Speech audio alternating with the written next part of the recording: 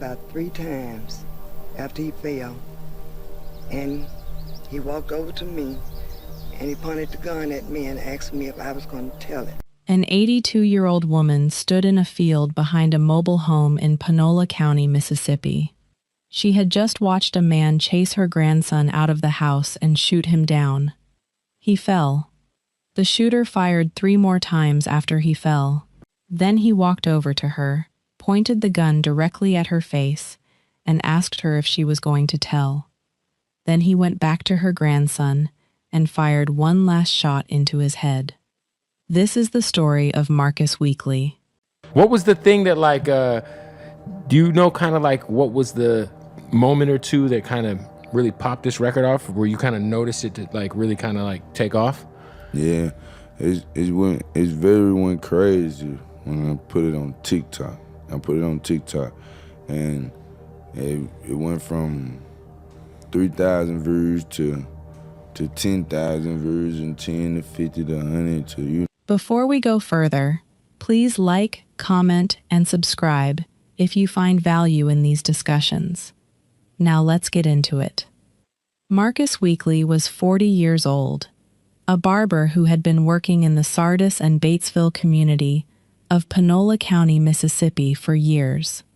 By every account from the people who knew him, he was one of those people that a neighborhood genuinely relies on. His grandmother, Mary Ann Strong, described him as a real soft-hearted person, someone who did whatever he could to help anybody around him without needing to be asked. A really nice person. The Panola County Sheriff described both Marcus and the man who allegedly killed him as longtime friends and acquaintances, people who had built a real relationship over years of interactions. Marcus was not someone the whole world knew. He was not famous. He was not on a billboard chart. He was a barber in a small Mississippi town, the kind of person who holds a community together through ordinary work and ordinary kindness.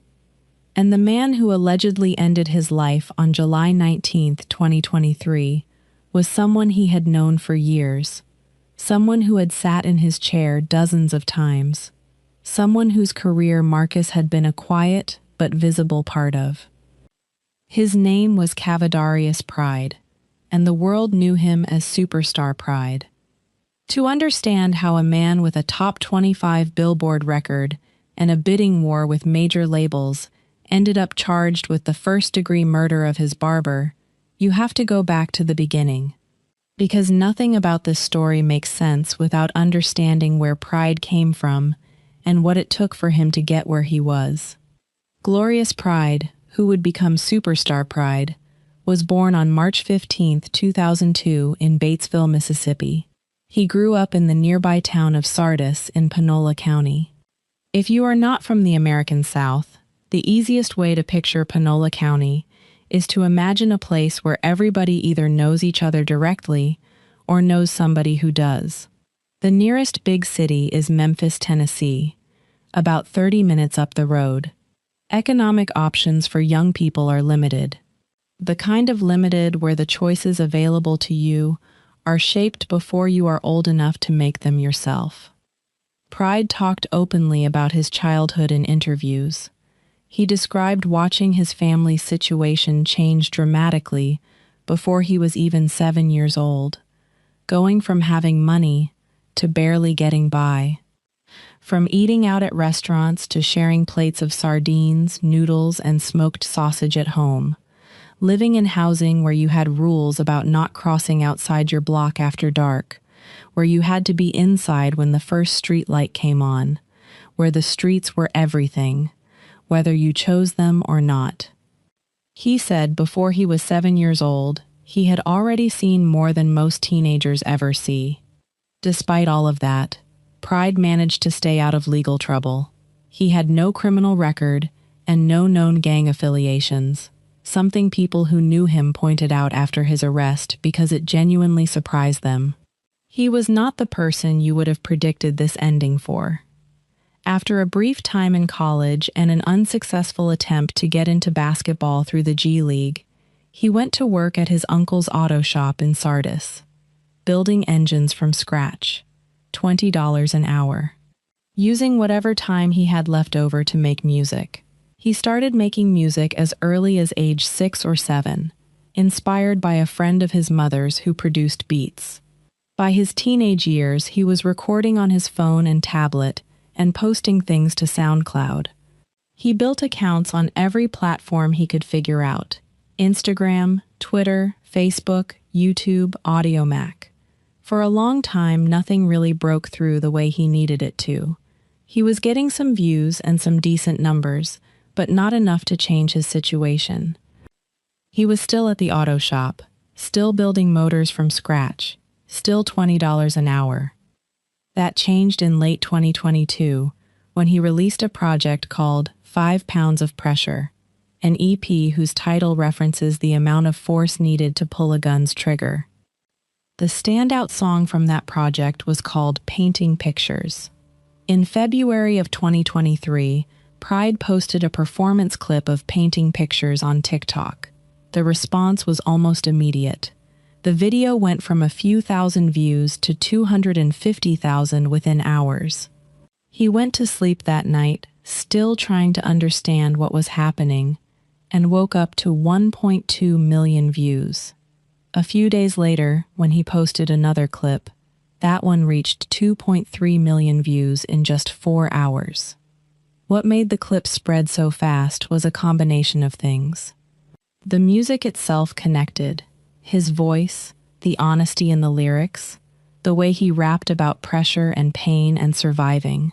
But the internet also picked up on something else: his haircut. That specific cut, the one Marcus Weekly had given him, became a meme that spread everywhere. People were joking about it while sharing the song, and the sharing is what made it grow. Painting Pictures peaked at number 25 on the Billboard Hot 100. It sat at number 9 on the R&B and hip-hop chart. It charted internationally, number 6 in New Zealand, number 20 in Australia. It was certified gold. The song briefly got pulled from streaming platforms because of an uncleared sample from a Faith Evans record. But once that got sorted out, nothing could slow it down.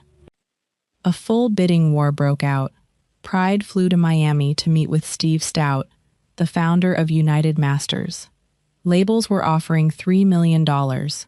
Pride said if it was not $5 million, he was not signing. He turned down $3 million because it was not 5. He went with United Masters, stayed independent, kept control of his own work, and quit the auto shop. By spring of 2023, he had over 100,000 Instagram followers, was getting played on radio stations in multiple cities, and was sitting for interviews with Billboard magazine. Steve Stout told people that if Pride showed more range, he could own the entire year. That is where things stood on the surface. But while all of that was happening, something was going very wrong behind the scenes, and his family could see it. On July 17, 2023, 2 days before the shooting, a member of Pride's family walked into the Panola County Sheriff's Office and signed paperwork requesting that deputies locate Cavadarius and bring him in for a mental health evaluation. In Mississippi, when a family believes someone close to them is a danger to themselves or the people around them, they can make this kind of formal request. It is called a civil commitment writ, a legal procedure where a family member files an affidavit stating that an individual is experiencing severe psychosis, mania, or impairment and poses an immediate threat. It is a way of asking law enforcement to step in when a family feels helpless. The fact that his family filed it means they were genuinely afraid. Not just worried, afraid enough to put it in writing and hand it to law enforcement. Deputies searched 2 different addresses looking for Pride. They did not find him at either one. The search ended, the paperwork was logged, and that was as far as it went. 2 days later, a 911 call came in from Highway 35 North. The afternoon of July 19, 2023, started as a Wednesday in Panola County. a 911 call came in at around 12:30. Deputies from the Panola County Sheriff's Office responded to a shooting at a residence on Highway 35 North in the Cold Springs area. When they arrived, they found Marcus Weekly outside on the ground with multiple gunshot wounds. He was pronounced dead at the scene. The key witness to what actually happened that afternoon was Mary Ann Strong, Marcus's grandmother, 82 years old, present at the house when Pride arrived. Her account became the foundation of what investigators understood about the sequence of events, and she gave it directly to local news cameras without hesitation. According to Strong, Pride came to the house without being invited. She heard loud voices inside. Then she watched as Pride, carrying a gun, chased Marcus Weekly out of the mobile home and into an open field next to the property. She followed outside. She watched what happened next in real time. She said, "He fell here." He shot about 3 times after he fell, and he walked over to me, and he pointed the gun at me and asked me if I was going to tell it. Then, according to her account, Pride left and came back. She said he came back out and fired a last shot into his head. Pride left in his red pickup truck, which was later found abandoned in Pope, Mississippi. Within hours of the shooting, the investigation pointed to Pride as the suspect. His family got in contact with the sheriff's office and agreed to bring him in. At 4:47 that same afternoon, less than 4 hours after the 911 call, Pride turned himself in to the Panola County Detention Center. He was booked on a charge of first-degree murder and held without bond from the very beginning. At a bond hearing on July 25, 2023, a judge officially denied him bond, citing the risk he represented to the public. He has been inside the Panola County Detention Center since that day. As for what caused all of this, investigators said the motive was unclear to them, which needs context. Sheriff Shane Phillips described the situation as a puzzle and a senseless tragedy precisely because these two men had a friendship that stretched back years. Nothing in their public history suggested something this violent was building. But Mary Ann Strong, the only person who was actually standing there, gave reporters her own understanding of what started it. She said Marcus's death resulted from his refusal to take part in one of Pride's music videos in California. She said Pride wanted Marcus to follow him, and Marcus couldn't do that. He couldn't help him make more money. According to the only eyewitness, Marcus said no to being in a music video, and that was enough. Now it is important to say clearly, no official motive has ever been confirmed by law enforcement or any court. Her version of events is the only account we have from someone who was actually present. But law enforcement took her testimony seriously enough to move within hours. Pride's father gave a brief statement to reporters, saying only that it was too soon to speculate, that the family needed to understand what had happened first. He could offer no reason for what his son allegedly did. Now, I want to talk about the fuller picture of what may have been happening with Pride in the weeks and months before July 19th. Because the official version, motive unclear, does not tell the whole story that the people around him were observing. The primary rumor circulating in the community and in hip-hop circles centers on a severe mental breakdown. Some accounts point to drug-induced paranoia, heavy lean use combined with the sudden overwhelming pressure of fame. This theory lines up directly with why his family filed that civil commitment writ 48 hours before the shooting. They were not doing that casually. That is a serious legal step. A step you take when you genuinely believe someone you love is about to hurt themselves or somebody else. There is also speculation about financial tension. As Pride rose and secured distribution offers, and famously turned down $3 million because it was not $5, Rumors suggested underlying friction about money with people who had been part of his circle from the beginning. People who helped him build what he was building before the Billboard chart and the bidding war. And then there is the haircut. The same haircut Marcus Weekly cut for him that became a viral meme when painting pictures blew up. The internet was initially joking that the whole thing was about a bad haircut. But local commentary suggested something more specific. That Pride grew deeply paranoid about being mocked online for that cut. That the memes that helped spread his music were also doing something to him internally that nobody around him fully understood until it was too late. None of these theories have been confirmed in a courtroom. They are what the community and the people who were watching him closely believe was happening underneath the surface. What can be said with certainty is this. His family saw something bad coming. They tried to get help. The system went looking for him and came up empty. And 48 hours later, Marcus Weekly was dead in a field. Steve Stout, who had signed Pride to United Masters just weeks before the shooting, was direct about how it made him feel when he found out. He said it bothered him because Pride was such a stand-up guy, that when they signed him it was another bidding war, that Pride flew to Miami and sat down with him, and Stout told him about the value of staying independent. That this kid from a small town of 20,000 people wanted $5 million from a label, and when they offered $3 million, he said, "If it ain't 5, I'm not signing." Stout said, and then that happened 3 weeks later. And he said, "How many times is this going to be the same?" Another young kid who gets money, who has an opportunity to change his life, gets one foot pulled back in, and then does something that stupid. He was careful to note that Pride had not gone to trial yet. That is still true more than 2 years later. As of the latest confirmed reporting, there has been no trial, no plea deal, and no sentence. The case has remained in the pre-trial stage. This is not unusual for a serious charge in a rural Mississippi county, where courts are dealing with heavy caseloads and limited resources. But it means that claims circulating on TikTok and Instagram saying Pride was sentenced to 55 years in prison have no credible news outlet or official court record backing them up.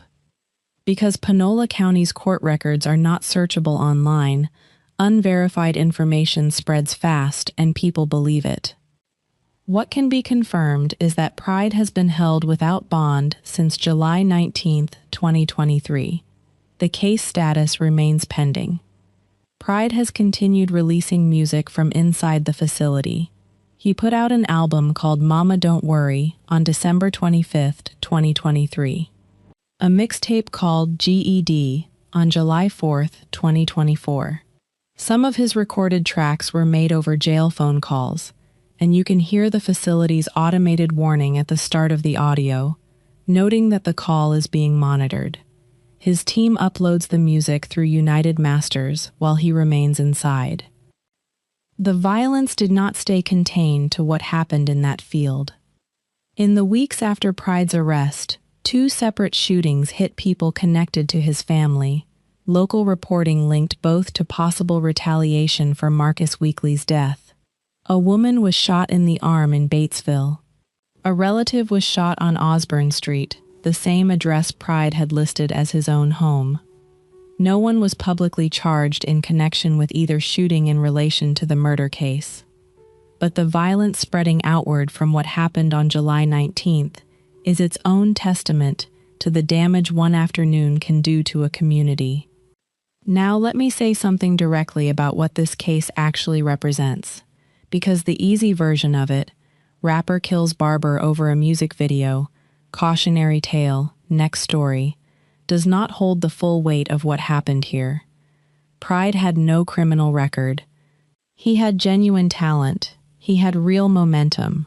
A top 25 Billboard record, a gold certification, a bidding war, a deal with one of the most respected independent distribution companies in the country. He turned down $3 million because it was not 5. Think about what that means for someone who grew up in a housing project in Panola County, Mississippi, sharing plates of sardines and noodles, bound by block rules and streetlights, watching his family fall from something to nothing before he was old enough to understand it. $3 million was not enough. That is how far he had come. And in the space of one Wednesday afternoon, he allegedly took all of it and destroyed it, along with the life of a man his grandmother described as one of the kindest people she had ever known. His own family tried to prevent it. They walked into the sheriff's office 2 days before and signed their names on paperwork asking law enforcement to find him and get him help. Deputies went looking. They came up empty. The system failed to catch him in time. And Marcus Weekly, who by every available account had done nothing to deserve any of this, ended up in a field behind his mobile home with his grandmother watching and nowhere to run. Marcus Weekly deserved to keep cutting hair, to keep being the person his community relied on, to keep being the soft-hearted man his grandmother described, the one who did whatever he could to help anybody, who was a really nice person, who had done nothing to warrant what happened to him. He was 40 years old. Whatever the real motive was, the music video refusal, the financial tension, the paranoia, the breakdown that his family saw coming and tried to stop, none of it gives any of it a reason. There is no version of this story where Marcus Weekly deserved to die in that field. Mary Ann Strong, 82 years old, standing in a field in Mississippi, a gun pointed at her face, told the truth about what she saw without flinching. And because of her, the case moved within hours. She deserves to be remembered as much as anyone in this story. The case is still pending. The full truth of what was happening with Pride in those final weeks before July 19th may not come out fully until a courtroom forces it into the open. But Marcus Weekly is already gone, and his grandmother already told us what she saw. He fell here. He shot about 3 times after he fell. That is enough to know what happened. Thank you for watching. Thank you for watching. Thank you for watching.